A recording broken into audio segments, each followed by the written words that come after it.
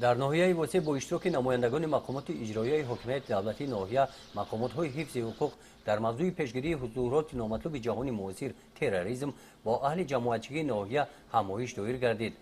дар ин чорабинӣ ки дар сатҳи баланди омодагиҳо гузаронида шуд, раиси ноҳияи восеъ нуқтаҳои баромади пешвои миллат президенти ҷумҳурии тоҷикистон муҳтарам эмомалӣ раҳмонро дар конференсияи байналмилалӣ бахшида ба пешгирии терроризм ва мулоқоти пешвои миллат президенти ҷумҳурии тоҷикистон муҳтарам эмомалӣ раҳмон бо аҳли ҷамоатчигии кишварро шарҳ дода моҳияти он ба сами сокинони ноҳия расонида шуд.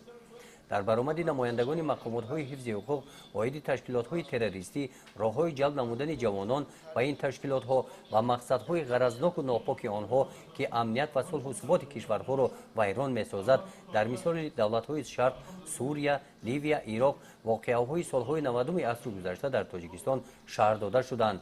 дар баромади зиёёён аҳли ҷамоатчигии ноҳия қайд карда шуд ки ҷавонони бо нангу номус ва бо иродаи ноҳия дар маъракаҳои муҳими давлативу ҷамъиятӣ фаъолона иштирок карда намегузоранд ки он рӯзҳо такрор ёбанд. барои ҳифзи амният ва тартиботи ҷамъиятӣ ҳамеша омода ҳастанд. дар корҳои ободонӣ ва бунёдкорӣ ҳиссаи сазовор гузошта истодаанд. бо мақсади тарғиби тарзи ҳаёти солим, пешгирии ҷиноят байни наврасон ва ҷавонон, ҷалби онҳо ба варзиш бо пешниҳоди мақомоти иҷроияи ҳокимияти давлатии ноҳия ва дастгирии соҳибкорон дар ноҳия имсол 4 майдончаи хурди бозии футбол сохта шуда мавриди истифода қарор дода шуд. ин иқдом минбаъд низ идома меёбад.